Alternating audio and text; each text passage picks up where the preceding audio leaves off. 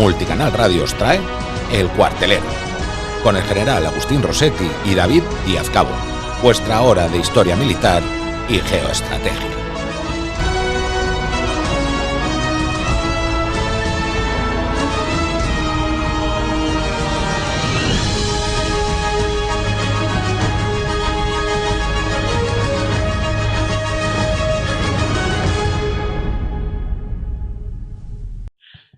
Hola, buenas tardes, amigos del Cuartelero.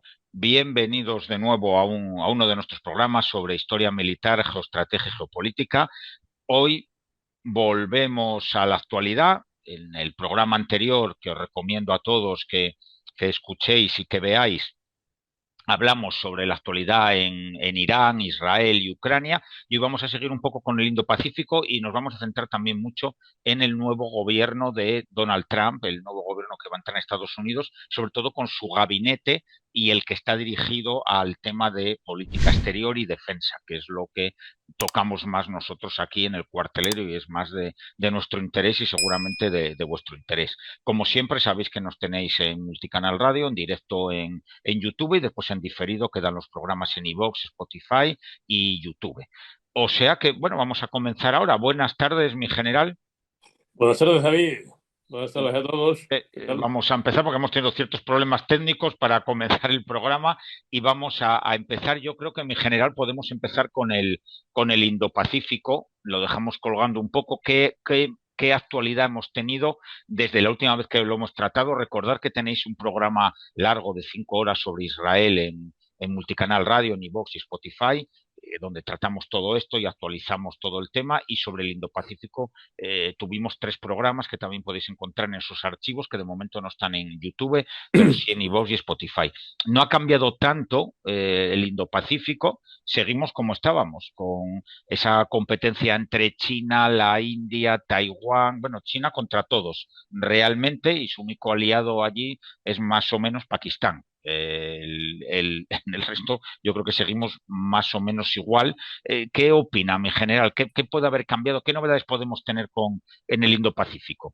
Bueno, vamos a ver, China contra todos, China contra casi todos, contra casi todos, ¿no? Pero no olvidemos que Rusia también es una potencia del Indo-Pacífico.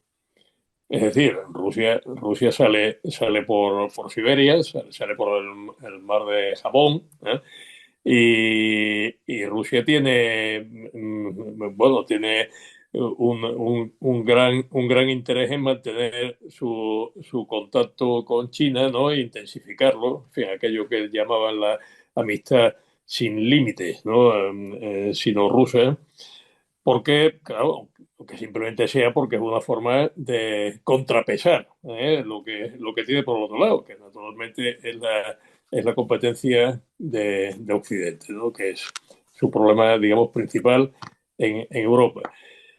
Pero dicho esto, ¿en qué se manifiesta esto últimamente? Ya que estamos diciendo, vamos a actualizar, ¿no? A ver la información. Bueno, maniobras militares. O sea que hay una conexión militar que se está manifestando pues en este tipo de cosas. Hace muy poco, precisamente, pues han celebrado pues, una serie de maniobras navales que no han sido, bueno, sí, han sido en el mar del Japón, pero también en el mar de la China Meridional, e incluso conectados con maniobras del Mediterráneo y el Báltico. O sea que, y han sido maniobras esto combinadas entre China y Rusia. O sea que la conexión entre China y Rusia, en fin, la están haciendo funcionar, ¿no? Y hay que tenerla muy en cuenta porque es una de las claves de la actitud. O sea, esto en mi opinión, pues yo creo que nadie lo ha dicho de esta manera y tampoco podríamos asegurar lo que sea así, ¿no?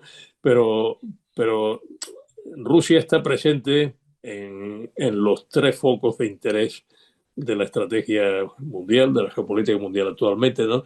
Y en particular, pues en la visión que de ella pues tiene la nueva administración Trump. Que, Sí. es decir, Oriente Medio, ya lo decíamos el otro día, que había una necesidad de concertación para aislar a Irán, por una parte.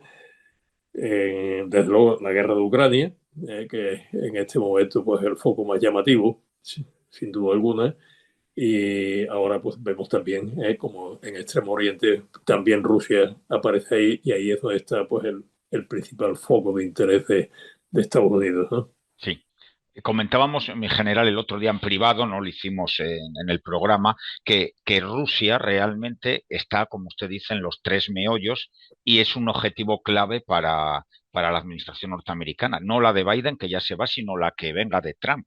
Y va a tener que combatir a Rusia de una u otra manera, porque Rusia es vamos a llamarle un enemigo, un adversario que está metido tanto en Siria, está metido en Ucrania y está metido en Siria, que influye sobre Israel y sobre Oriente Medio, en Ucrania, y obviamente es ahora podremos decir que es un proveedor de China más que un aliado. Ahora podemos decir, un cliente, como los antiguos romanos que tenían a aquellos subordinados que eran clientes suyos que le facilitaban cosas, y ellos también pues ganaban algo a cambio.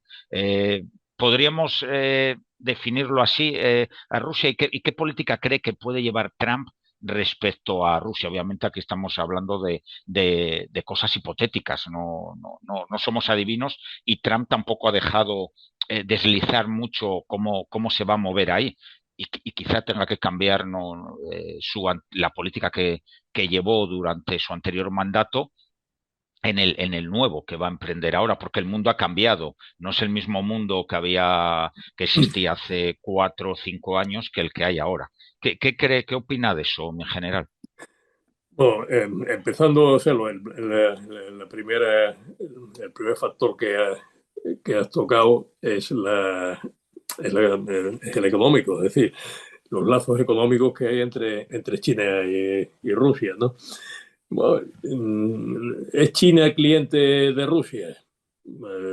Yo casi diría que es al revés. O sea, que Eso, sí, Rusia es sí. la cliente de China. Sí, sí, eso quería decir, mi general. Me Sí, refería a eso. claro, aunque fuese por el tamaño, no. Sí, Vamos a decir que son lo que se llama socios, ¿no? Son sí. socios comerciales, hay un intercambio.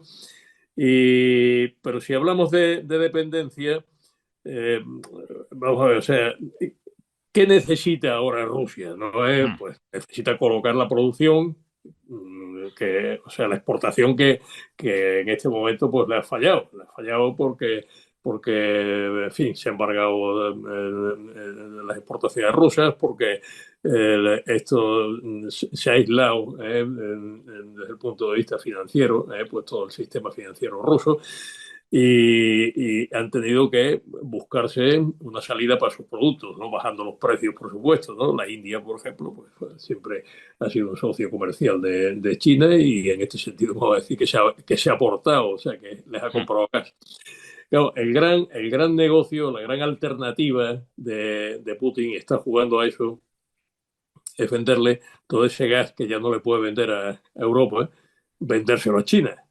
Pero claro, aquí estamos hablando de unas distancias, ¿no? En fin, que lógicamente el transporte quedaría pues muy encarecido, y es necesario tender estos gasoductos.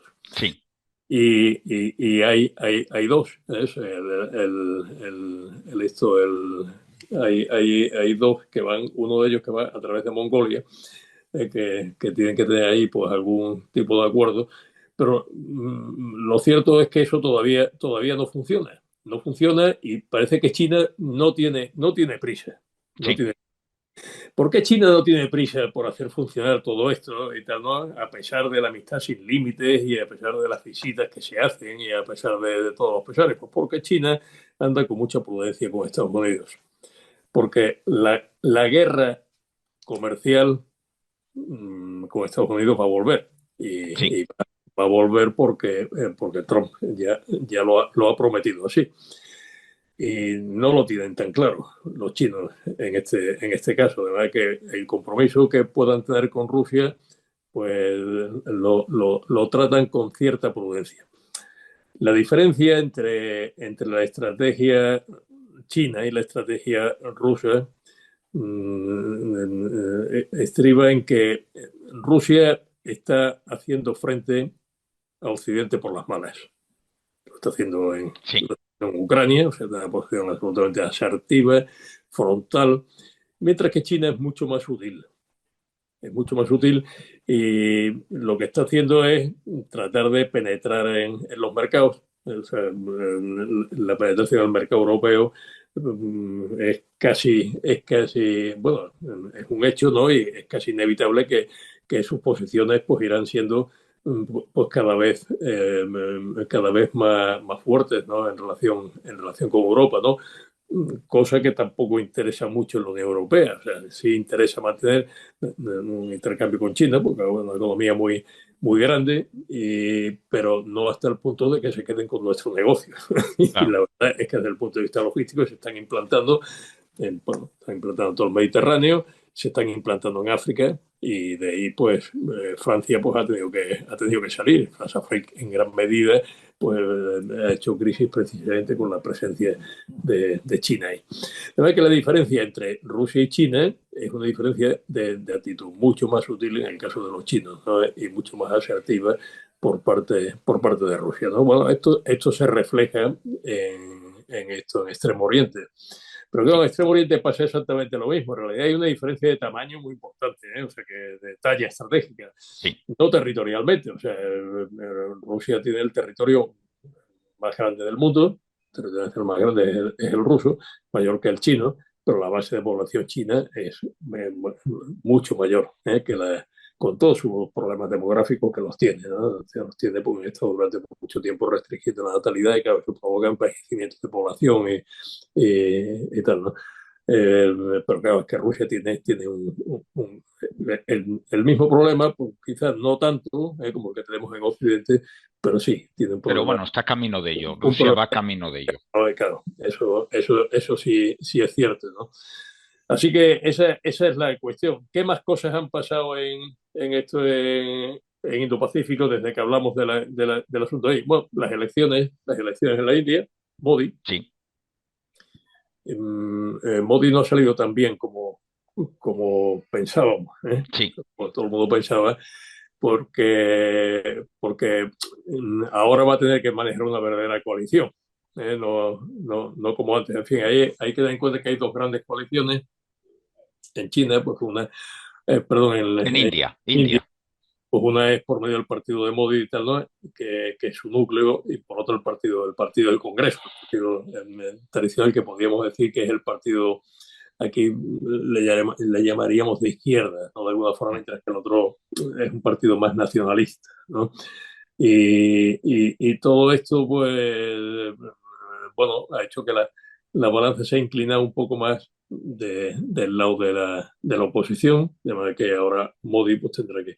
¿Cambiarán las cosas a corto plazo? No, a corto plazo yo no creo que cambien mucho, ¿no? O sea, el gobierno seguirá siendo pues tal como era, pero quizás esas aristas, estos tan nacionalistas que tenía, ¿no? Sobre todo pues, en relación con minorías, esto, por ejemplo, cristianas, ¿no? De otras confesiones, ¿no? Musulmanas y tal, ¿no? Pues tendrán que moderarse un poco, porque en fin, el electorado pues está haciendo, no porque esas minorías vayan a pesar mucho en este sentido, sino porque el foco va cambiando, también la India pues quieren más bienestar, más servicios sociales, ¿no? Hay muchas minorías que son indias, ¿no? Todo esto de los intocables, las castas y todo eso, pues eso existe, ¿no? O sea, es realmente impresionante que una democracia tan grande, la democracia más grande del mundo, existen todavía estas cosas, ¿no? y pesen ahí en la política, ¿no?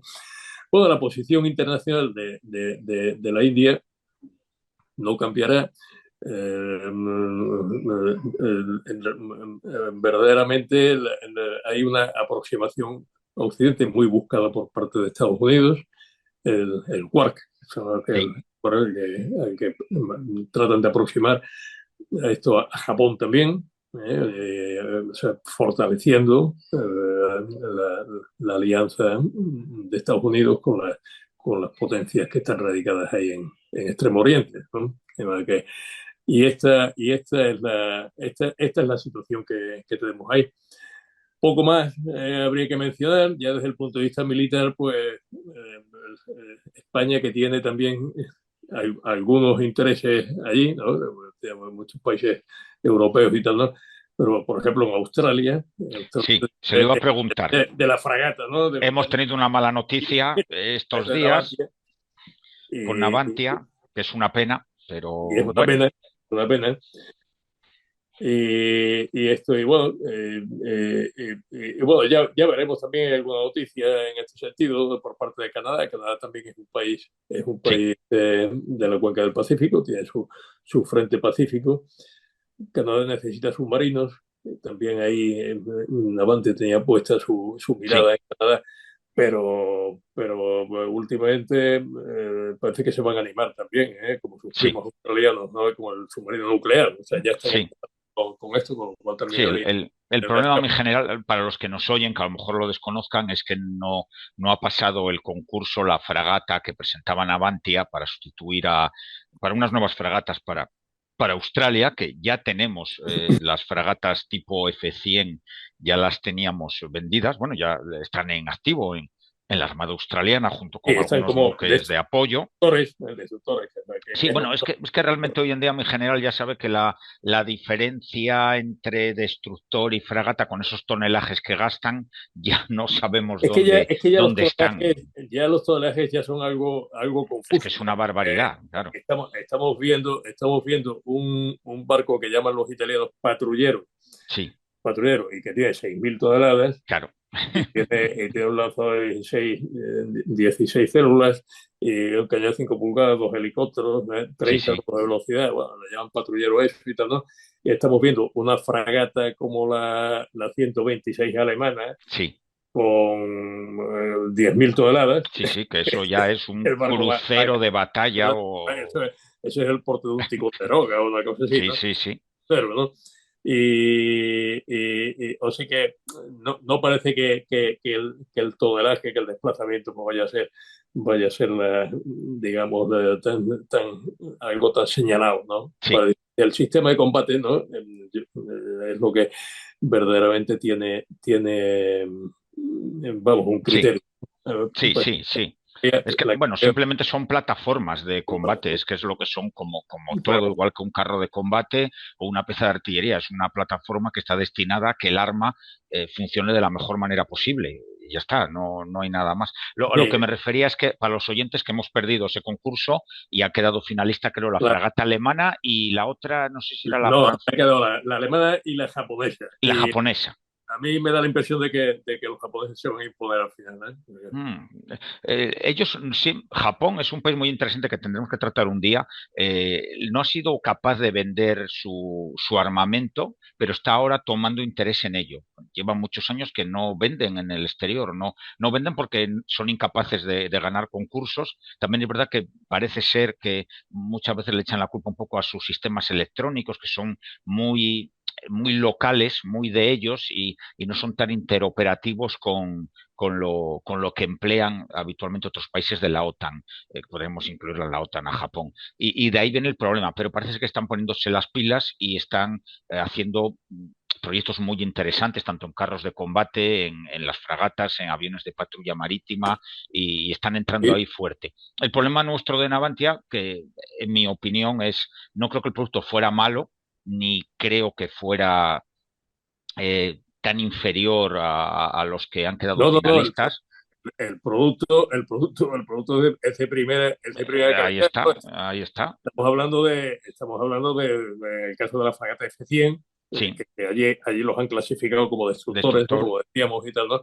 Que es lo que verdaderamente pues son y tal, ¿no? Pero viene la fragata 110, la clase Bonaparte, que el año que viene se entrega la primera, ¿no?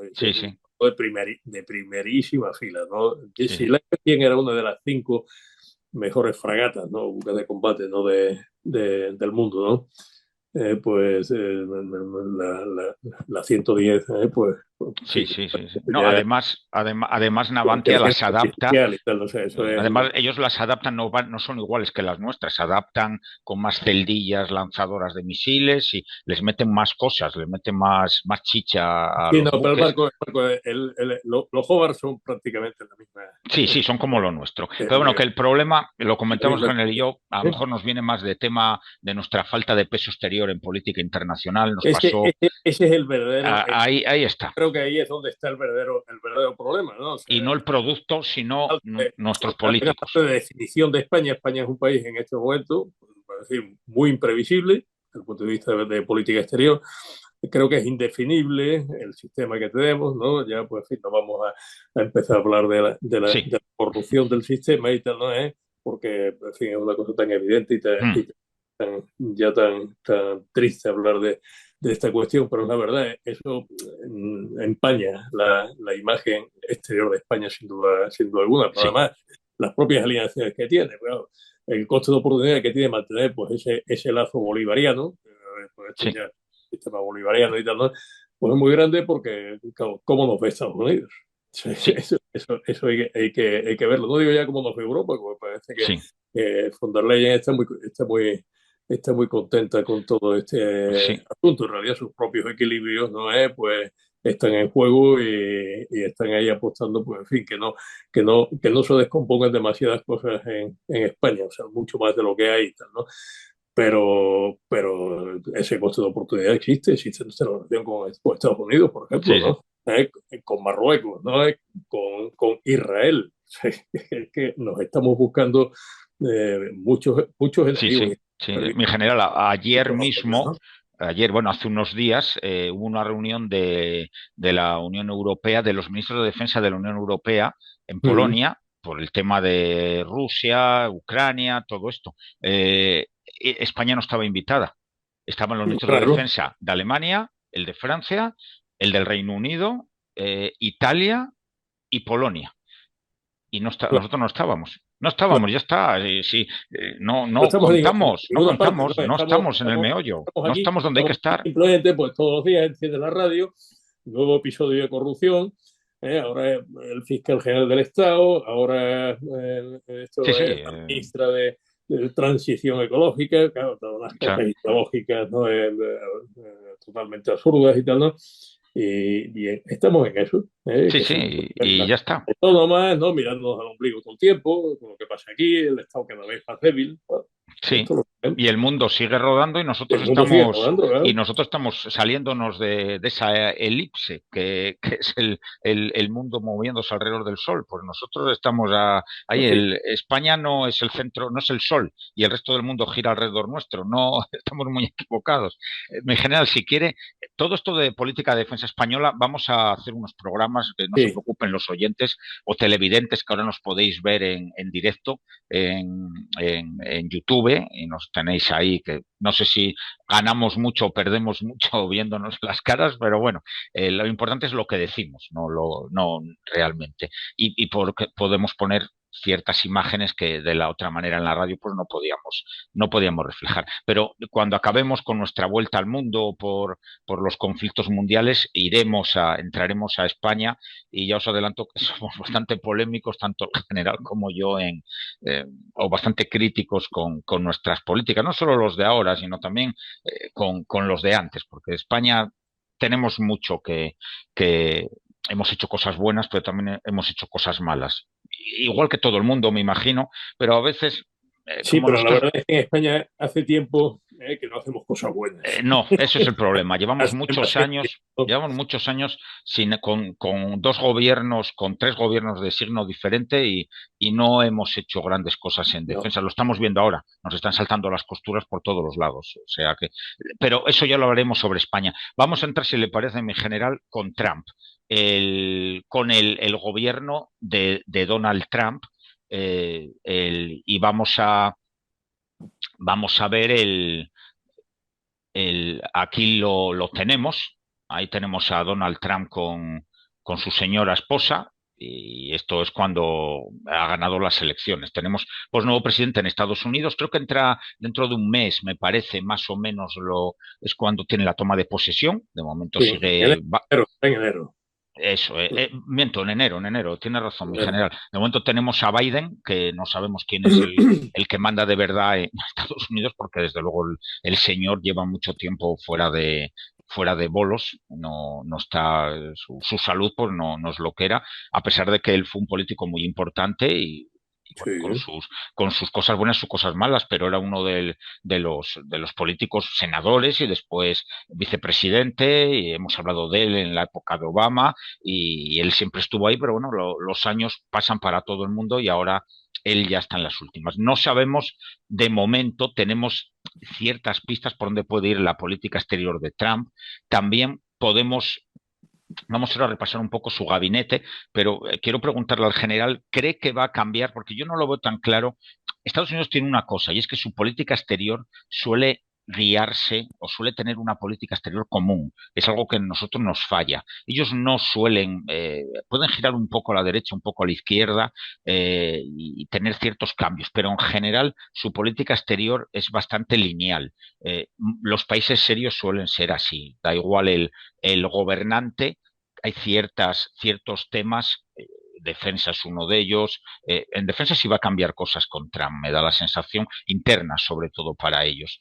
Y no dependen, hay cosas que la mayoría de países serios, pues, aunque cambie el gobernante, sus políticas generales siguen una línea. Mi general, ¿cómo piensa que cree que Trump va a seguir en cierto modo la política exterior de Biden? ¿Cuáles pueden ser los mayores cambios que vaya a implementar de lo que nosotros nos podemos ir oliendo? Después que acertemos o no, es otro cantar. Después veremos el uno a uno a los componentes que tienen que ver un poco con la política exterior y la política de defensa de Trump, que serán sus subordinados, podemos decir, que son los que lo van a llevar realmente, obviamente. Bueno, hay algunos indicios, ¿no? Hablando del gabinete, pues lo primero que has hablado. Sí hay que tener en cuenta que en Estados Unidos lo que se llama la administración, hay alguna diferencia de lenguaje, es decir, en fin, para entendernos aquí, ¿no? Cuando hablamos en Estados Unidos se habla del gobierno de los Estados Unidos, ¿no? Traducido literalmente, ¿eh? Están hablando realmente del Estado. Dice el Estado. Cuando se habla de la administración, se habla del gobierno, pero no se habla del gobierno como aquí se habla del gobierno. Claro, la diferencia es que el sistema en Estados Unidos es presidencialista, mientras que en la mayor parte de los países europeos, ¿no? Con la excepción de Francia, ¿no? Que es un sistema que han llamado semipresidencialista, un sistema peculiar, ¿no? Pues son sistemas parlamentarios. Es decir, que hay un gobierno colegiado que es la cabeza del Ejecutivo, y aunque el presidente de ese gobierno o jefe de ese gobierno pues tenga en fin, algunas competencias atribuidas, ¿no? Digamos, personalmente, ¿no? Unipersonalmente, ¿no? En Estados Unidos, el presidente de Estados Unidos, bueno, como dicen, hay un comandante en jefe. Hay comandante en jefe porque, bueno, es el mando supremo de las Fuerzas Armadas, bueno, pero no de la forma que aquí lo es el rey, sí, de esa forma institucional también. Pero de hecho forma con el secretario de Defensa de lo que se viene a llamar por la Autoridad Nacional de Defensa, es decir, es quien toma las decisiones estratégicas, ¿no? Aquí el rey no toma decisiones estratégicas, tema parlamentario, lo hace el gobierno, ¿eh? Lo hace el gobierno, o lo hace el gobierno bien esto en pleno, bien en comisión delegada del gobierno, como vemos la famosa Segmento 1. Marcado. La famosa Comisión de Seguridad Nacional, Comisión Delegada del Gobierno, que no se reunió con el asunto de Valencia, por cierto, sí, para manejar las crisis y tal, ¿no? Bien, vemos que hay esa diferencia. Entonces, el entorno del presidente no es lo mismo que el entorno aquí del presidente del gobierno. Es que la palabra presidente del gobierno, el término presidente del gobierno, confunde un poco. Me da la impresión de que es como el presidente de Francia. A veces dice el presidente de España, ¿no? España no tiene presidente, tiene rey. ¿eh? Sí. Aquí lo que hay es un jefe del gobierno, hay un primer ministro, ¿no? Bueno, ese entorno de gobierno condiciona las decisiones del presidente, al menos formalmente, ¿no? Aquí Pedro Sánchez pues de mangas capirotes con su equipo y tal, ¿no? Pero formalmente sí, formalmente el gobierno pues tiene una responsabilidad, es un órgano colegiado, tiene responsabilidad. En Estados Unidos no, en Estados Unidos los secretarios pues son cabezas de la administración, son cabezas de, digamos, de departamentos, pero el presidente no necesita su conformidad para tomar las decisiones que le competen, ni tampoco necesita el presidente contar con el apoyo del Congreso. Es decir, lo que aquí serían las Cortes Generales, ¿no? Sino que como es un sistema presidencialista, pues cada uno tiene su propia legitimidad. La tiene el Congreso la suya y la tiene el presidente la suya. Y no pueden hacer nada el uno contra el otro. Aquí el gobierno puede disolver las cámaras, ¿no? El presidente de Estados Unidos no puede disolver el Congreso, tiene que trabajar con el Congreso que tiene. Y si lees adverso, es decir, si no son del mismo signo, es decir, si tiene pues una mayoría en la Cámara o en el Senado, pues que no corresponde a su partido, pues tiene que entenderse con él y tiene que negociar. Ese es un sistema que es peculiar. De todas maneras, la selección de su equipo es significativa, o sea, puede indicar una determinada tendencia. Bueno, aquí hemos visto las piezas, digamos, principales, ¿no? Al menos en cuanto interesa el comportamiento exterior de los Estados Unidos, pues son claro, el secretario de Estado, es el ministro de Asuntos Exteriores, diríamos aquí, y el secretario de Defensa, ¿eh? Como ministro de Defensa, son puestos muy importantes, ¿no? Por ejemplo, el consejero de Seguridad Nacional, es una pieza clave también. Sí, los tenemos aquí, mi general, en esto que acabamos de... Ahí Esta imágenes tenemos el secretario de Estado, que es ministro de Asuntos Exteriores, Marco Rubio, el secretario de Defensa, que es el ministro de Defensa para aquí en España, es Pete Hegseth. Después hablaremos uno por uno. Sí. Después de los que más nos competen a nosotros, yo creo que es la directora nacional de inteligencia, que es Tulsi Gabbard, sí, que es quizá la más polémica de todas. El de la CIA, el director de la CIA, John Ratcliffe, y la embajadora en Estados Unidos. De las Naciones Unidas, quiere decir. Son inspectores, o sea que todos estos todavía no nombramientos, digamos, ¿no? Eso es. Hay algunos que serán aprobados por la Cámara, de todas maneras, ¿no? Eso es. Pero vamos, son las piezas, digamos así, más importantes ahí, pues son los dos secretarios de Estado y de Defensa, luego los puestos de inteligencia y el consejero de Seguridad Nacional, ¿no? Eso que es Mike Waltz, que lo tenemos aquí. Después vamos a hablar de todos estos, una pequeña reseña de cada uno y sus opiniones, lo que han dejado ellos por escrito. Después tenemos también, mi general, al vicepresidente, que es J.D. Vance, que ha sido bastante polémico, este hombre. Creo que lo tengo por aquí. Este es J.D. Vance. ¿Quiere que vayamos hablando un poco de ellos? Sí, vamos hablando. Pues empezamos por orden. El vicepresidente es un ex-marine. Sí, aquí lo tengo, le he buscado. Nosotros, ya sabéis, esto es un programa que nos dedicamos a la defensa. Aquí está de joven, que me despistó mucho. He tardado mucho en encontrar, porque si se fija el nombre, pone Hamel, no pone Vance. Resulta que él de joven era J.D. Hamel, cuando se alistó a los marines. Después se cambió de apellido y ahora es J.D. Vance. Estuvo solo unos años, sí que estuvo desplegado, me parece, en Irak, pero él era cabo de los marines, llegó a cabo en los marines, se alistó de soldado raso normal. Y nunca, él no ha entrado en combate. Realmente estaba en un puesto de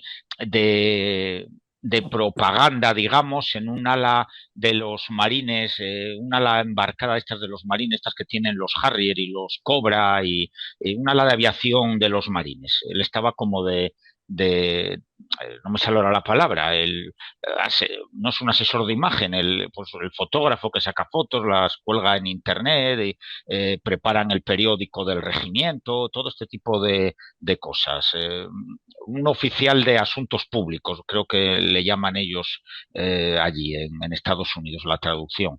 Pero bueno, trabajaba una cosa muy de oficina, no en primera línea. Es donde estuvo Banks, digamos, tuvo Bien, bueno, pero se puede decir que once Marines, always Marine. Eso se dice, eso es, se dice que siempre todos los marines están dispuestos para coger el fusil y combatir. Él parece ser que tuvo la suerte de que no combatió, o la mala suerte de no combatir, él lo declaró que él, por suerte, lo decía así, que por suerte para él no llegó a ver el combate, y obviamente si estaba en un ala aérea, pues esos están en retaguardia, digamos, más o menos. No están, los pilotos están en primera línea, pero las bases están atrás. Hay alguien delante protegiéndoles. También despliegan en las alas aéreas también. Sí, sí, sí. No, pero me refiero, la base donde despliegan pues suele estar protegida, no está en primera línea, en la trinchera de primera línea. A menos que te embarquen pues con un escuadrón. Bueno, eso sí. Y tal, ¿no? Y que a tierra y tal, entonces pues, sí, entonces no le queda otra. Bueno, este hombre no le tocó. Tuvo un tema con el vicepresidente que presentaba Kamala Harris, que también era un ex militar, un antiguo, parece ser sargento mayor de la Guardia Nacional, o de la Reserva, no recuerdo ahora pero bueno, no, de la Guardia Nacional de los Estados Unidos, y tuvieron un jaleo porque el otro presumía de haber estado en muchas guerras y parece que no estuvo ninguna. Y estaban los dos tirándose unos a otros, que tú estuviste en segunda línea, pero tú no fuiste a ninguna guerra. Y estaban los dos ahí en un mano a mano. Hubiera sido gracioso verlo. No lo pude ver, no lo he encontrado el debate de ellos dos, que seguramente estará. Pero bueno, este hombre es ciertamente polémico porque es el que realizó declaraciones sobre que a Ucrania a él no le importaba y que a él le importaba solamente Estados Unidos. Es cierto que ya cuando ha entrado en campaña electoral ya ha visto la situación de otra manera y ha relajado mucho sus afirmaciones. Por decirlo en este momento, ¿no? Ya sí. que hemos hablado antes de la continuidad, ¿no? de la política exterior y la estrategia y tal, ¿no? Bueno, en Estados Unidos realmente hay dos tendencias, ¿no? Históricamente, ¿no? Dos tendencias geopolíticas, ¿no? Hay una tendencia aislacionista y hay una tendencia idealista, o sea, que tiende pues a proyectarse al exterior. O sea, en el comportamiento exterior de Estados Unidos, desde el punto de vista geopolítico, pues han tenido una primera etapa muy aislacionista en su historia, o sea, la independencia, ¿no? Y que se ha dicho, ha tenido una etapa continental, es decir, han tenido que estar volcados precisamente en su crecimiento en el interior, en la época de la carrera hacia el oeste y demás y tal, ¿no? La misma idea de que América pues, es un mundo nuevo, un mundo distinto, que está libre de la corrupción de Europa, o sea, ese aislacionismo muy conservador que es muy característico de Estados Unidos, ¿no? Y las dos guerras mundiales les ha costado entrar. Porque te probaban como un problema europeo, ¿no? O sea, la Primera Guerra Mundial pues, fue el hundimiento de Lusitania, la que llevó a los asesores, ¿no? Al equipo del presidente Wilson, a entrar en la... Y aún así tardaron un poco en entrar, tuvo que ser en general. El hundimiento de Lusitania. Y tardaron un poco. De Alemania, digamos, porque se buscó un enemigo muy poderoso y tal, ¿no? Porque el mismo Wilson, que era demócrata, o sea, que no era conservador, ¿no? Pues, sin embargo, tenía resistencia a esto, a entrar en la guerra, por mucho que interesara la posición futura de Estados Unidos, ¿no? Pues haber estado presente ahí, como le decían sus asesores, porque decía que se debía al pueblo americano que no quería complicarse en esto, ¿no? Pues a partir de ahí ya entró y tal, ¿no? Bueno, en la Segunda Guerra Mundial pasó exactamente lo mismo. O sea, se ayudó a Inglaterra, la ley de préstamos y arriendos y todo de tal, ¿no? para hacer frente a la agresión alemana, ¿no? Que en ese momento estaba victorioso y tal, ¿no? Pero no fue hasta que Estados Unidos fue atacado en Pearl Harbor cuando entró. O sea, y también era una administración demócrata, o sea que tampoco era una administración conservadora. O sea, los republicanos son conservadores, los demócratas pues son aquí diríamos progresistas, ¿no? De alguna manera. Y los progresistas tienden a ver el mundo como un sitio que hay que arreglar. O sea, es decir, son idealistas, ¿no? En este aspecto se les mueven, precisamente. Mientras que los republicanos suelen ser aislacionistas, es decir, no meterse en líos, ¿no? Y, tal, ¿no? Y mirar sobre todo el interés de esto de Estados Unidos. Tampoco es que sea una regla absoluta, porque los neocons eran republicanos, es decir, eran conservadores, y sin embargo, pues también fueron idealistas, porque también quisieron imponer en ese momento de euforia de que se había vencido la Unión Soviética y digamos que el sistema liberal, ¿no? La democracia liberal, ¿no? Pues se había impuesto en el mundo como solución de todos los problemas, y esas fueron las guerras de los neocons y tal, ¿no? Y tenemos que Vance es un aislacionista. Y Vance es un aislacionista. Es que también lo es Trump en este sentido, por lo menos, digamos, en su idea fundamental. O sea, eres de Estados Unidos y el que venga atrás que arree, ¿no? Y eso es lo que Vance, después de decirlo en el Senado, que los senadores y tal, ¿no? Y liderar de alguna manera, ¿no? El grupo de senadores republicanos, ¿no? Pues que se oponían a que se prestase más ayuda a Ucrania.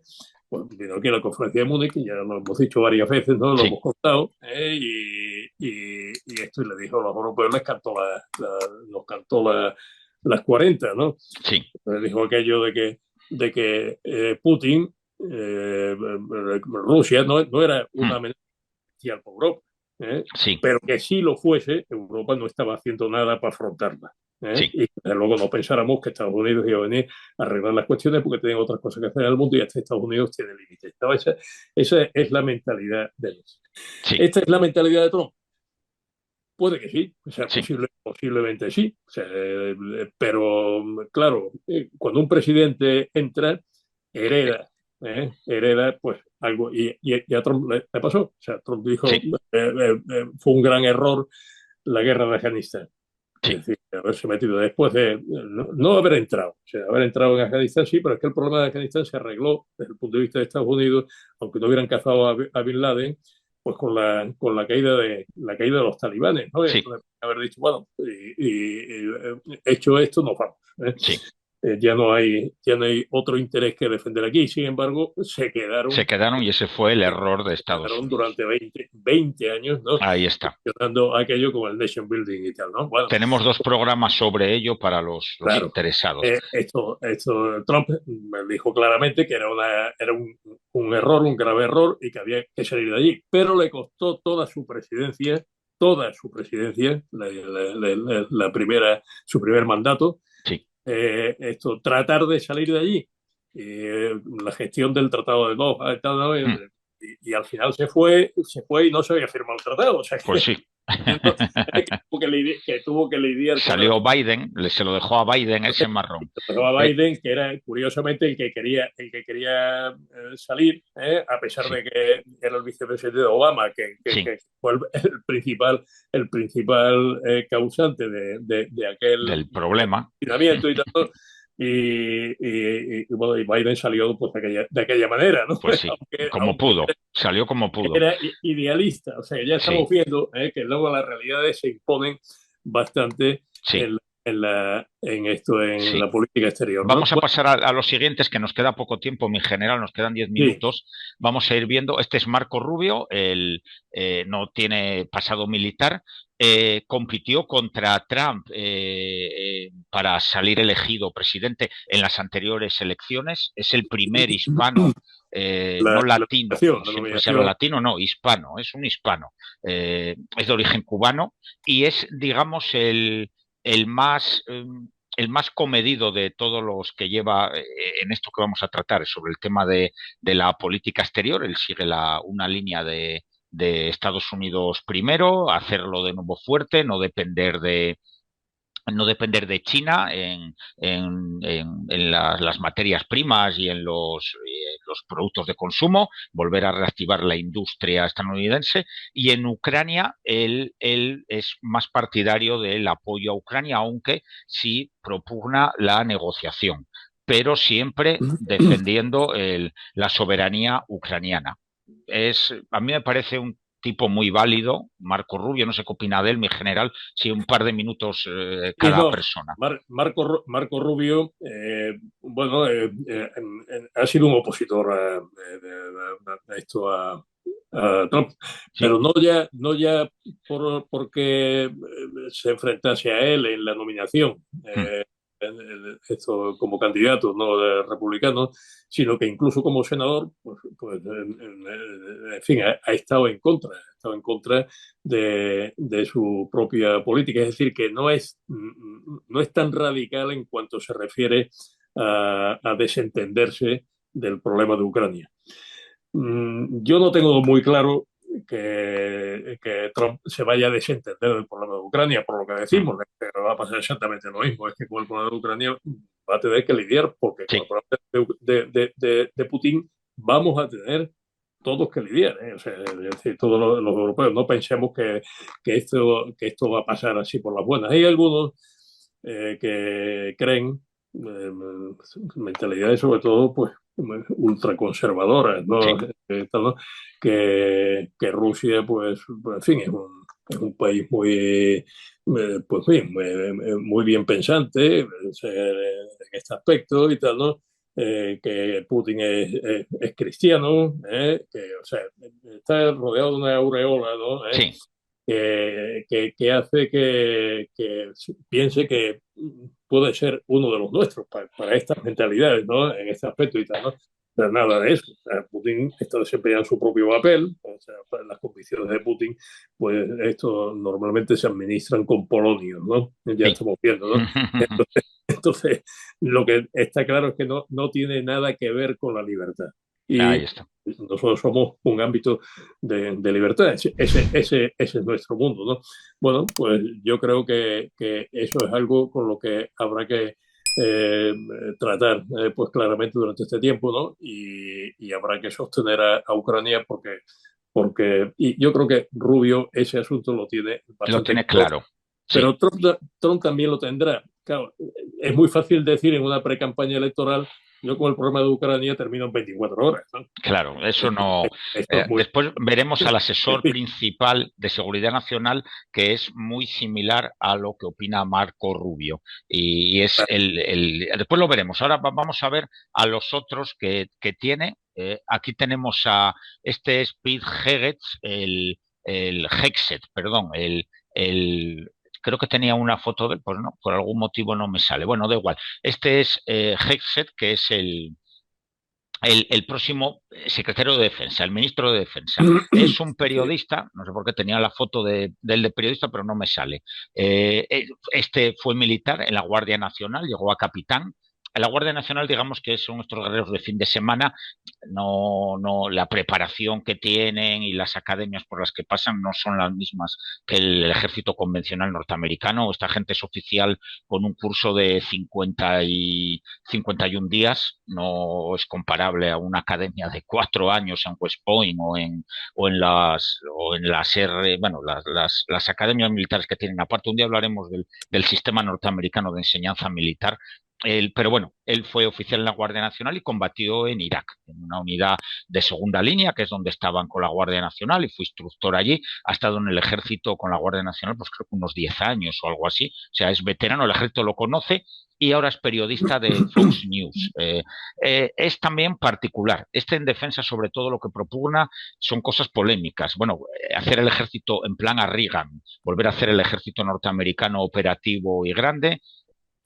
Quiere eliminar el papel de las mujeres en primera línea de combate, que pasen solo a segunda línea, no estén en unidades de combate como estaban hace muchos años, y eliminar a los trans del ejército también, porque llevan mucho gasto sanitario, y una serie de medidas un poco polémicas también con Ucrania.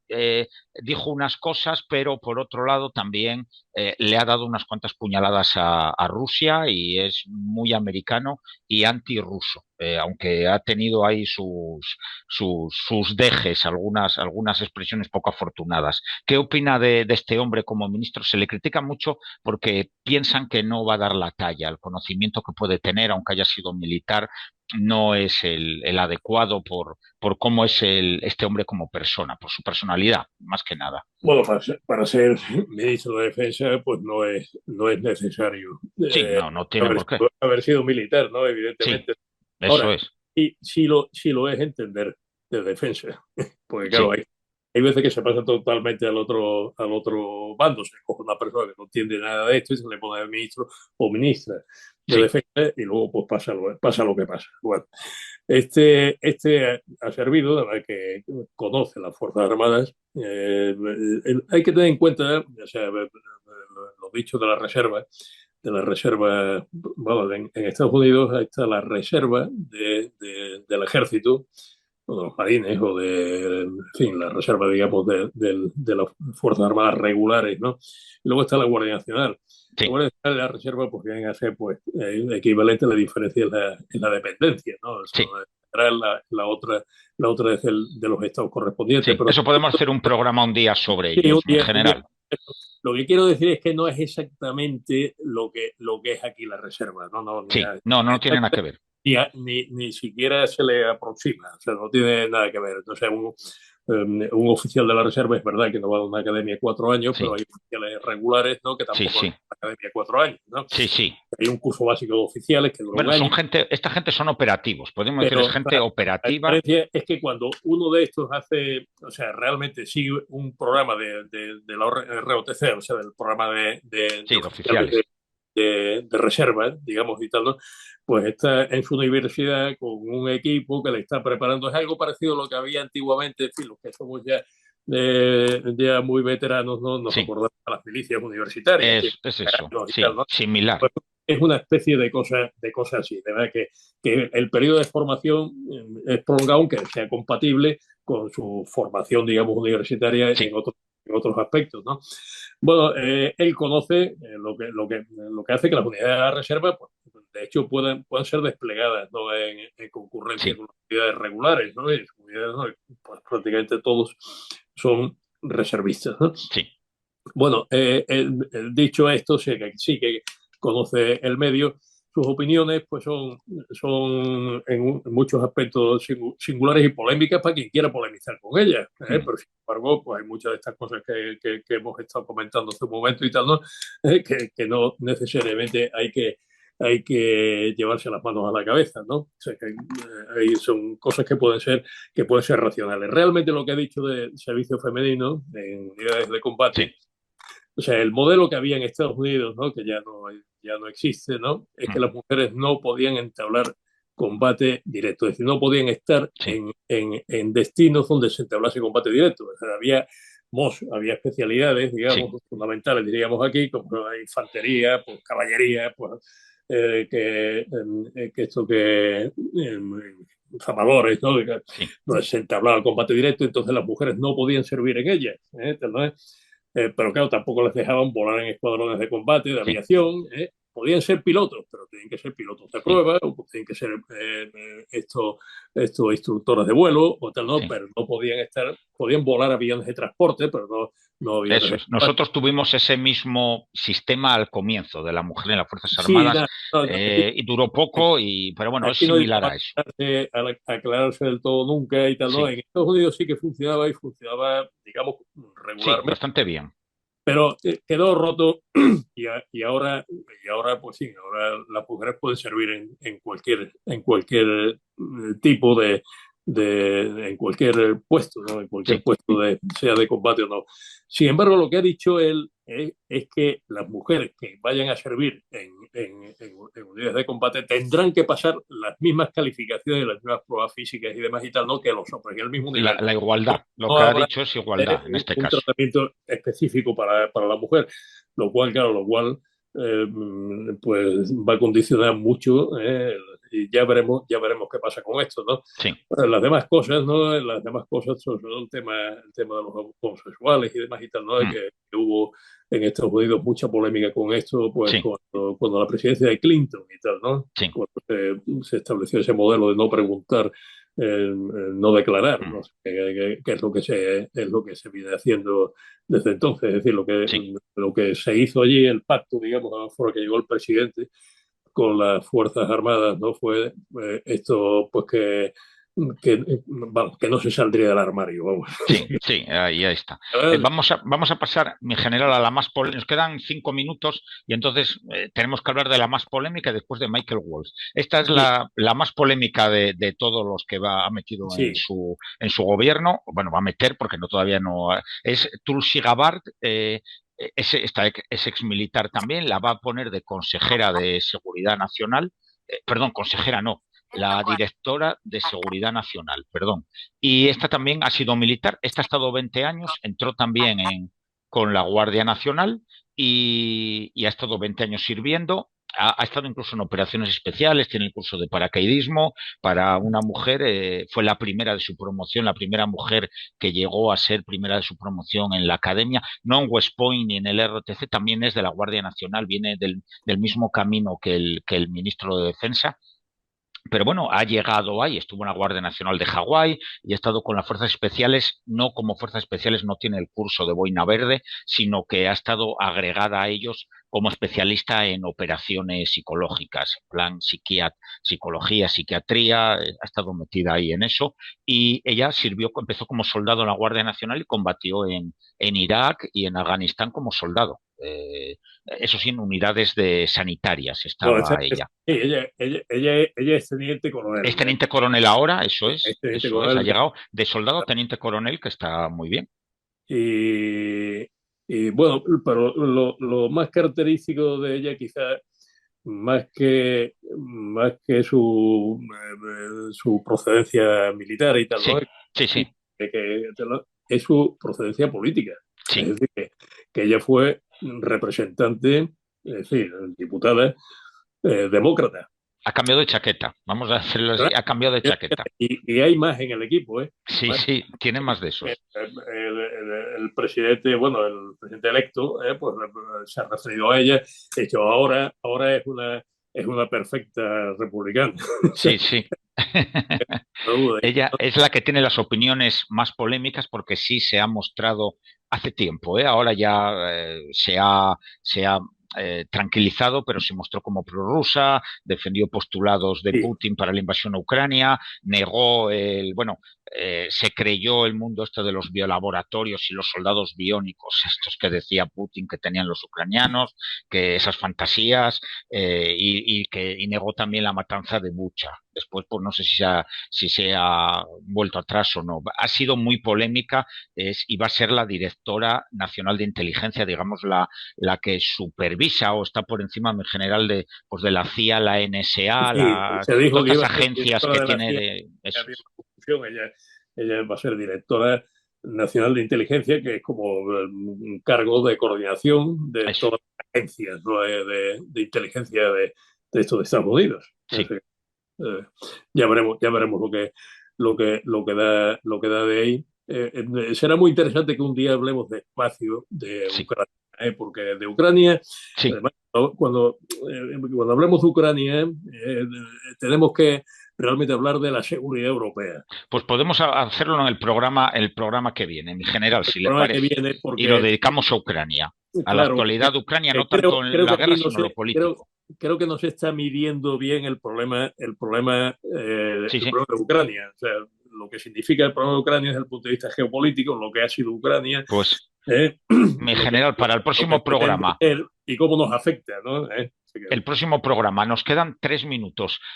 Vamos a hablar de Michael Waltz, que este es quizá el más importante de toda esta gente que hemos hablado, que es el consejero de Seguridad Nacional. Es el Pepito Grillo que va a tener Trump en el hombro, lo ha escogido para que le hable sobre seguridad nacional. Este hombre sí es militar de carrera, este ha llegado a coronel de las Fuerzas Especiales, es boina verde de verdad, ha estado y el curso boina verde, bueno, es un tío de la Academia Militar de Virginia, un día, no es West Point, pero es otra de esas academias muy importantes en Estados Unidos y es militar de carrera, ha llegado a coronel, aquí lo tenemos en Afganistán.